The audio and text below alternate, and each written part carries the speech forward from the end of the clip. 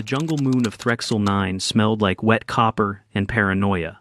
A thick canopy of bioluminescent vines shimmered overhead, pulsing softly in hues of green and violet, like the moon itself was breathing. Somewhere in the distance, something screamed, a sound somewhere between a buzzsaw and an opera singer falling into a blender. James Delaney, Earth's only representative at the Interspecies Peace Summit, had just stepped out for a stretch. The summit hall, carved from a petrified tree the size of a skyscraper, was temporarily adjourned, while the Varaki High Tribunal deliberated on which parts of the coalition charter they found ethically edible. That gave James 20 minutes to unscrew his knees, shake off the recycled air, and try to make peace with the jungle courtyard where every third plant had a chemical profile that made Earth's hornets look like gentle suggestions. "Just don't touch anything," muttered the translator drone orbiting near his shoulder. It looked like a silver cricket with glasses. "Also, don't breathe too hard, or sweat, or stand still. The local flora interprets stillness as prey behavior." James ignored it. He raised both arms overhead, fingers laced, stretching out his back with a grunt. Something in his spine popped audibly. "God, that's better." The drone beeped. "You just formed the mother call posture." He blinked. "What?" But before the drone could elaborate, the vines rustled. Hard. Something shot through the air like a rocket made of fur and malice. A predator cub, lanky, all teeth and claws and sacred fury, launched itself directly at his knees with a snarl that vibrated in his bones. Without thinking, James moved. His instincts, honed by 3 years of dodgeball in a brutal Earth Embassy rec league, kicked in. He caught it. Mid-air. 2 hands, just under the armpits. The cub's momentum whipped them around in a full, ungraceful spin. James let out a surprised bark of laughter, half adrenaline, half disbelief. By the time he stopped spinning, the cub was dangling in his hands, panting, staring up at him with wide yellow eyes. And the entire courtyard had gone silent. Varaki guards, encased in ceremonial armor that hummed with reactive defense systems, stood frozen. The noble delegation had risen to their feet, jaws parted in what James hoped wasn't a prelude to vomiting or violence. At the rear, the chief ambassador of the Varaki, Elder Ephthala, whose credentials included 3 PhDs in xenocultural non-provocation, appeared to be having a minor cardiac event. The translator drone clicked. Clarification. Touching predator cubs is illegal under Section 7 of the Varaki Cultural Sanctity Accord. Touching one and surviving is statistically improbable. Spinning one while laughing is unquantifiable. We may have entered the domain of prophecy. James slowly lowered the cub to the ground. It didn't run. Instead, it sat at his feet and started licking its paw, then decidedly, unnervingly leaned against his shin. "Is that bad?" James asked. Elder Ephthala approached, flanked by guards whose energy spears were no longer just ceremonial. The elder studied him, then the cub, then made a slow, ritualistic gesture with both hands. "The Scarleth Tar shall begin," the elder intoned. "The beast whisperer has been chosen." "I'm sorry, the what now?" James said. The translator drone translated. "Congratulations, you've been selected to participate in the rite of sacred bonding. The Scarleth Tar. You will enter the jungle alone at sundown to demonstrate your worthiness." "Oh," said James, managing a smile that even he didn't believe. "Like a barbecue?" There was no laughter. Not even from the drone. 2 hours later, James was stripped of all equipment, except for a hydration pouch, a tracking tag for emergency extraction, and the same diplomatic jumpsuit he'd sweated through twice that day. The predator cub, still nameless, still stuck to him like an oversized kitten with fangs, was placed ceremonially beside him. A circle of Varaki elders began to chant. The jungle opened its glowing maw. "Is this the point where someone tells me what I'm actually supposed to do?" he asked. "Yes," said the drone. "Survive until dawn. No weapons, no fire, no loud breathing." James blinked. "That's it?" "Also," it added, "don't step on any orange moss. It secretes acid. And never mimic the mating dance of the Glurak bird." That is how the last diplomat was lost. "Lost?" James asked. "Consumed romantically," the drone said flatly. The jungle swallowed them whole. By nightfall, James was deep into what he called Level 6 regret. The predator cub, which he'd decided to call Greg, because its actual name had 7 consonants in a row and sounded like a throat injury, was surprisingly cooperative. It padded along beside him, occasionally gnawing gently on his pant leg. The jungle, however, was less friendly. He'd managed to avoid 2 sinkholes, a carnivorous vine, barely, and what might have been a sapient mushroom that tried to convince him to sit and share his worries. The drone buzzed near his ear. Current time: 4 hours past moonrise. Vital signs: elevated. Hydration: borderline. Humidity: intolerable. Morale: plummeting. "Thanks," James muttered. "Very helpful." It was shortly after that he tripped on a root. His right arm hit the ground first. Then there was a sound, short, sharp, wrong. Pain stabbed up his arm like lightning, fast and furious. His vision sparkled. He swore, rolled onto his side, and clutched the limb. Greg immediately bounded over and tried to lick his face. The drone scanned him with a blue beam. Assessment: probable fracture of the ulna. Confirmation pending. Immediate movement not advised. James groaned. "It's not broken." The bone shifted beneath his skin. "Okay, maybe it's a little broken." Using his left hand, a shoelace, and 2 twigs that didn't appear to be carnivorous, James created the worst splint in the known galaxy. It didn't immobilize much, but it kept the arm from flopping. Mostly. He hissed with every movement.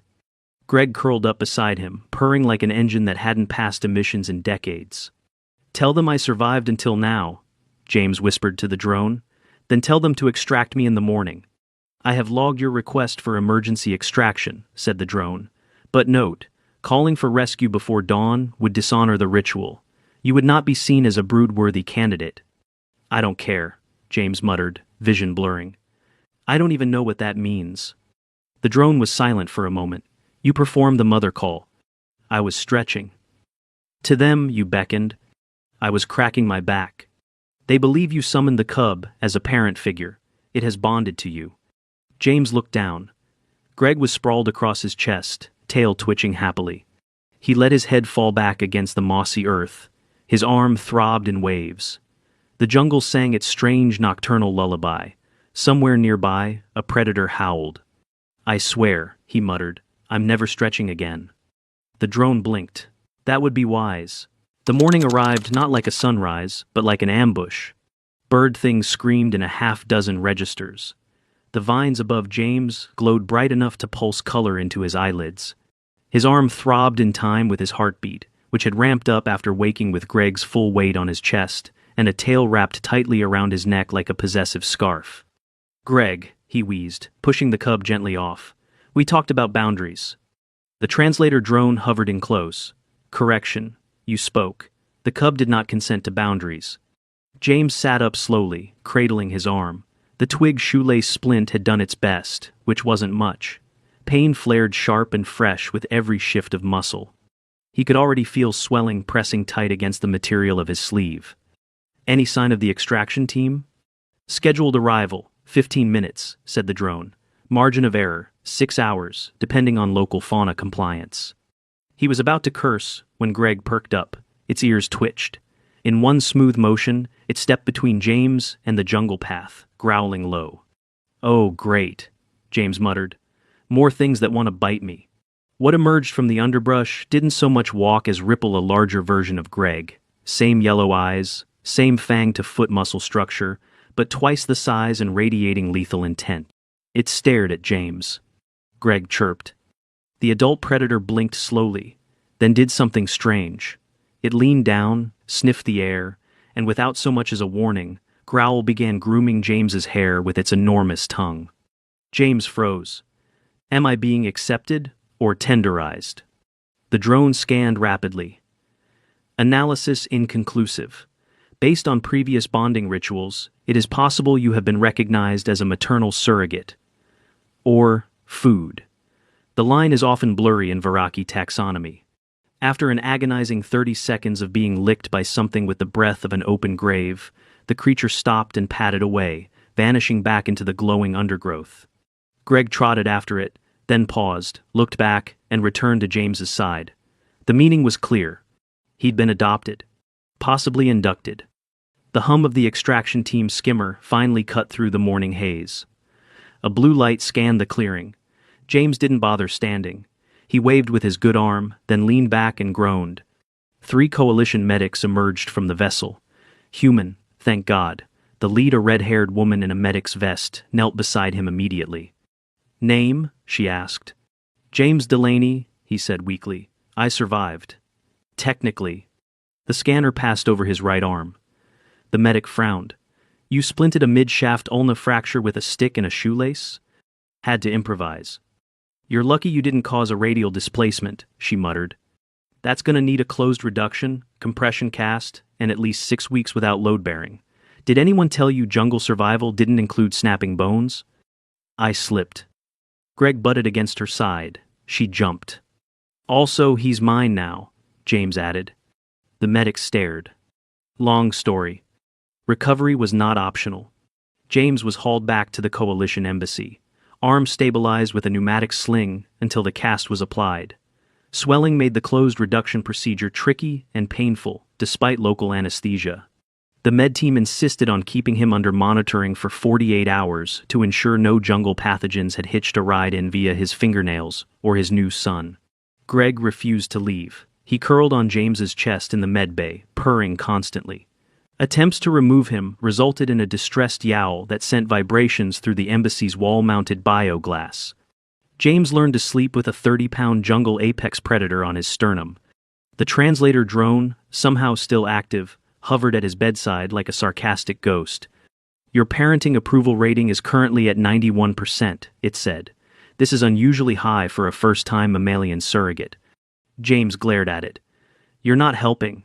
"Correction, I am providing emotional context. Also, the Varaki Council wishes to rename the cub in honor of its bonding." James blinked. "It already has a name. Greg. That name translates to accidental sneeze in their dialect. It fits." The drone sighed. 2 weeks later, James limped back into the summit hall. His arm was immobilized in a forest green cast with a digitally monitored compression sleeve. Coalition medics had cleared him for movement, but not strenuous activity. He wore the dignitary robes again, now tailored with a single sleeve cut to fit over his injury. Greg marched at his heels, tongue lolling, eyes bright. The Varaki delegation rose in unison. "Broodfather returns," the elder intoned. James winced. "Please stop calling me that." "Too late," the drone muttered. "It's now a formal title in their hierarchy." The peace negotiations resumed, but now, every word James spoke was treated like prophecy. When he scratched his neck mid-sentence, 3 Varaki interpreters gasped and recorded it as a gesture of grief, wisdom. Greg, meanwhile, alternated between gnawing on James's boot and falling asleep on his foot. At one point, during a tense debate over border access, Greg let out a huffing yawn, then dragged James's legs sideways with enough force to nearly unseat him. "I'm trying to prevent a war," James hissed. Greg sneezed and curled up again. Elder Fthala leaned forward. "We recognize the wisdom of your offspring's insight. The border restriction will be lifted." James blinked. "That worked?" The drone nodded. "It appears you've invented cub-based negotiation. This is now a formal strategy. I suggest publishing before someone else claims it." That evening, James sat alone in the embassy's observation garden. His cast itched, the painkillers had worn off, and he was mentally exhausted. Greg slept beside him, twitching in dreams. The stars above Threxel 9 were blurry behind the vines, but beautiful. He rubbed his forehead with his good hand. "I didn't come here to start a family." "No one does," the drone said. "Families start themselves." "Thanks. That's terrifying."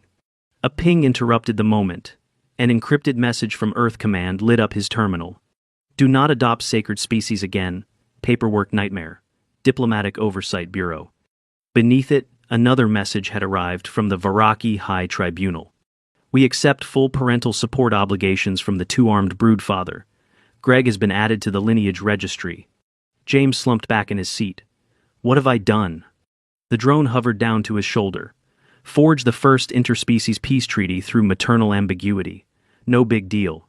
James exhaled. "I'm never stretching again," he said. Greg purred. The coalition's press liaison asked if James could maybe pose with the cub in front of the treaty banner, but less like you're being held hostage.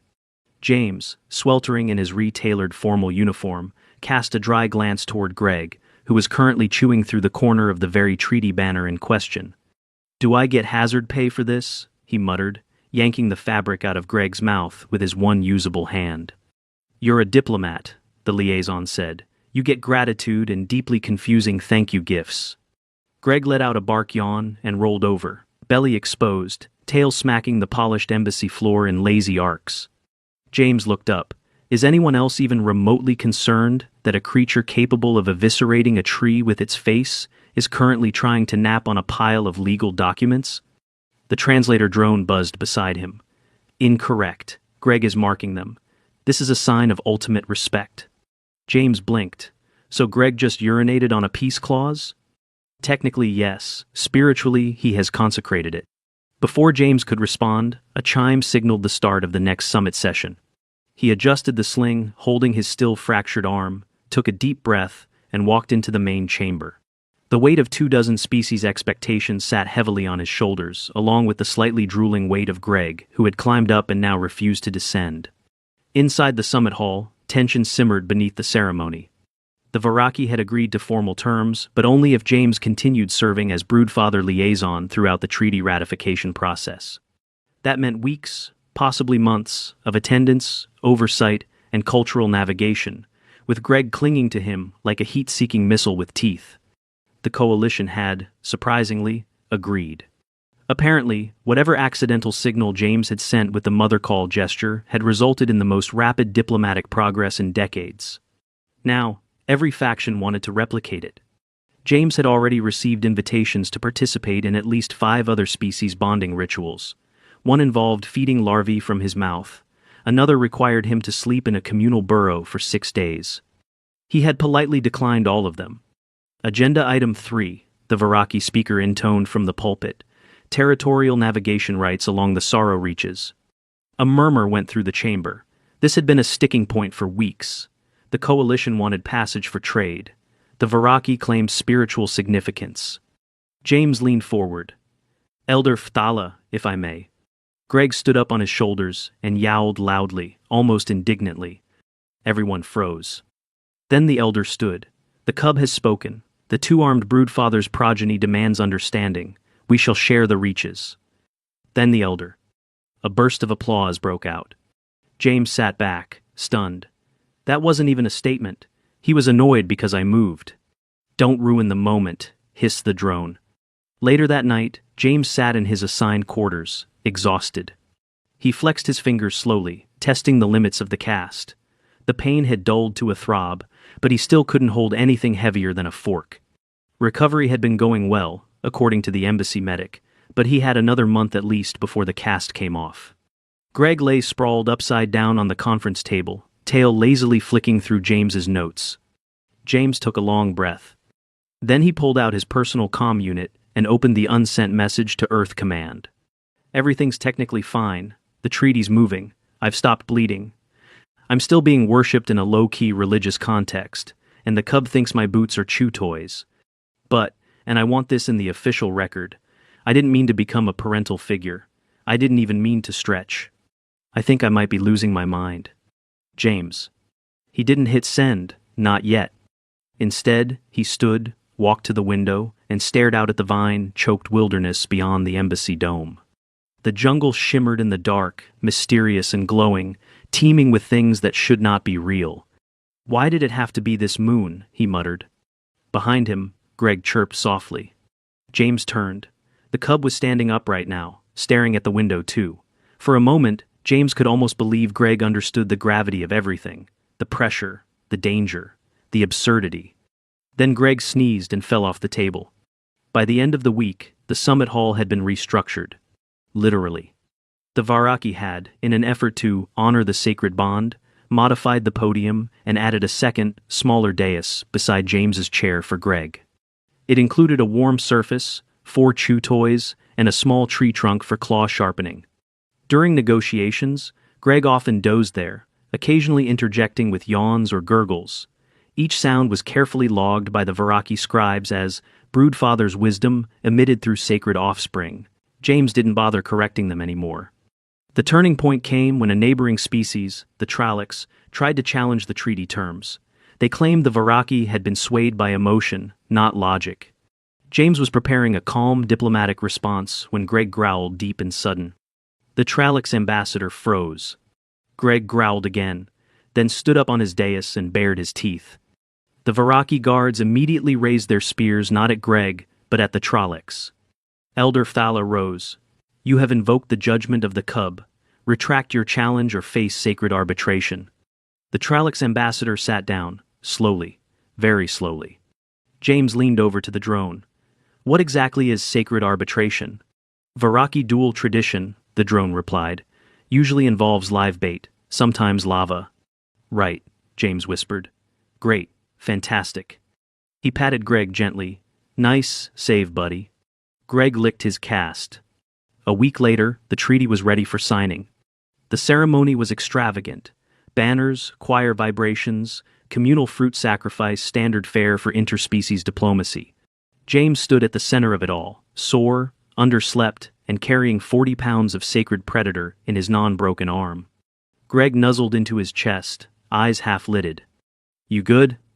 James asked under his breath. The cub purred. The Varaki Council approached with the treaty in a crystal cylinder, flanked by guards in ceremonial armor. Each elder placed a hand on the document in unison. Then they turned to James. The two-armed broodfather shall complete the signing.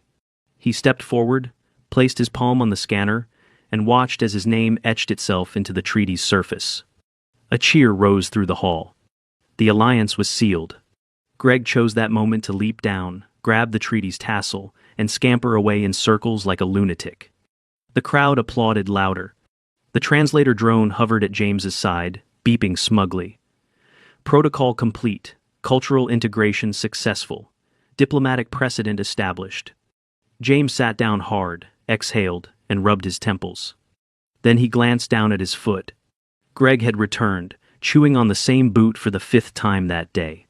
I swear, James muttered, if you eat my cast next, I'm naming you after a tax penalty. Greg sneezed. James had just finished explaining to a curious insectoid delegate from the Harenka Confederacy that no, humans did not typically parent predatory wildlife, when the embassy's message wall blinked a pulsing red. Incoming transmission, Diplomatic Oversight Bureau. Urgent. He sighed and accepted it, bracing for a cascade of bureaucratic language and probably some minor threats. Instead, a familiar face appeared. Assistant Director Mallory, expression tight enough to vacuum seal air. Delaney, she said, we just got word. The Varaki are holding a festival. Yes, he said, gesturing around the room. We're kind of living it. They're calling it the Day of the Broodfather. I tried to downplay it. You're the reason it exists. Look, I didn't mean to stretch.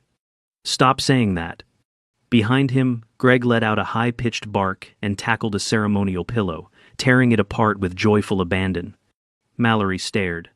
That is a protected sacred apex predator. Why is it trying to suffocate itself with upholstery? It's enrichment. A long silence. Then Mallory tapped something off-screen. Earth Command has made a decision. Pending psychological review and a full breakdown of this incident, you are to remain stationed on Threxel 9, indefinitely. James narrowed his eyes. Wait, this is because of Greg, isn't it? You've achieved diplomatic results we didn't think were possible for another 2 decades, and you've done it via whatever that is. She pointed vaguely toward Greg. We don't want to interrupt that. I have a broken arm, which you survived while babysitting a creature classified as a Class 3 danger vector. I was attacked. You caught it, mid-air. That wasn't a skill, it was panic reflex. Mallory's expression didn't change. Regardless, we're sending cultural support officers, a veterinarian, and a PR team. In the meantime, you're to continue representing Earth. The screen blinked out. James turned, slumped against the conference table, and looked at Greg. The cub had shredded 2 more cushions and was now doing that bizarre purring growl he'd learned meant, I'm content, but also slightly hungry. I just wanted to stretch, James muttered. The festival itself was something between a national holiday and a spiritual reboot. Colorful banners hung between the massive vines. Glow fruit was tossed from rooftops. Dignitaries painted their faces in honor of the catch. A statue had been erected overnight in the central plaza. James, one arm raised, catching a leaping predator cub. It was completely anatomically incorrect and absolutely 10 feet too tall. He stood in front of it, stunned. That's not even what happened. The proportions are symbolic, said the translator drone. I don't have biceps like that. The Viraki revere parental strength. I also didn't smile like I was laying down universal law. They saw your laughter as a divine proclamation. James rubbed his temples. I laughed because I thought I was going to die. The drone beeped gently. And that, Broodfather, is the most human thing you've done. A few days later, his cast came off. Coalition medics ran another scan to confirm the bone had knitted properly. 6 weeks, just like they'd estimated. The wrist joint was stiff, the muscles atrophied, but otherwise healed. You'll need physical therapy, the medic warned. Start slow. No weight training or full rotation for another 2 weeks. Define weight training. She pointed at Greg. Don't carry him. He weighs more than most adult dogs. James turned to Greg. Greg stared up at him, then leapt into his arms. He grunted from the impact but didn't drop him. I'll build up to it, he said, groaning. Earth Command's cultural attachés finally arrived a week late, 2 supplies short, and totally unprepared for the political chaos James had paved with laughter and ligament damage. The first thing they did was schedule a press event. The second thing they did was panic when Greg tried to eat one of their boots. The third was attempt to rename the entire treaty. James sat through 4 rebranding meetings, 3 protocol briefings, and an interspecies ethics workshop, before finally throwing his stylus across the room and declaring, "We're calling it the Stretch Accord." Done. Next. No one dared challenge him. Greg had taken his place in the room's corner and was eyeing the catering table like it owed him money. 6 months passed. The jungle didn't get less dangerous. James didn't get less tired. But the alliance held. Trade routes opened. Research teams were permitted to study parts of the Threxel 9 ecosystem under strict protection. A mixed-species educational program launched. And every single Viraki ambassador now opened diplomatic letters with Broodfather James and noble cub Greg. He got used to it. He got used to a lot. Greg grew larger, stronger. He started bringing back gifts from short jungle forays, usually very dead, very toothy things James didn't recognize, but was too polite to refuse. Viraki biologists warned that the cub would enter adolescence soon. Behavioral changes, possible aggression, unpredictable loyalty. James took it in quietly, knowing what they weren't saying. That Greg was still, technically, a wild predator. And one day, he might stop seeing James as anything other than food. The drone hovered close. You're worried. He's not a pet. No, he's your responsibility. I didn't ask for that either. You didn't have to. The day Greg saved a diplomat's life was the day the final doubts vanished. A rogue vine creature, long dormant in the summit's rear gardens, had lashed out during a Viraki colony signing ceremony. Its thorns grazed the Trollocs ambassador's shoulder, releasing a toxin that paralyzed everything but the vocal cords. Before anyone could react, Greg launched. Teeth bared, body low, he tore the vine from its root and shredded it mid-air. He returned to James's side, panting, yellow eyes locked onto the rest of the garden like he dared anything else to move. The Trollocs ambassador was saved by medics. The treaty, signed within the hour. Greg was formally recognized as a diplomatic guardian. He was given his own ID badge. And James was promoted to permanent interspecies liaison. A year later, James stood in the newly christened Broodfather Hall, watching a new cohort of human envoys study Viraki customs. Greg rested at his side, larger now, but still fitting his entire head under James's arm when he wanted to. A younger diplomat, wide-eyed, approached James with a tablet full of questions. "Sir, what's the first thing we should never do during Viraki ceremonies?" James didn't even hesitate. Stretch in public. He never did it again.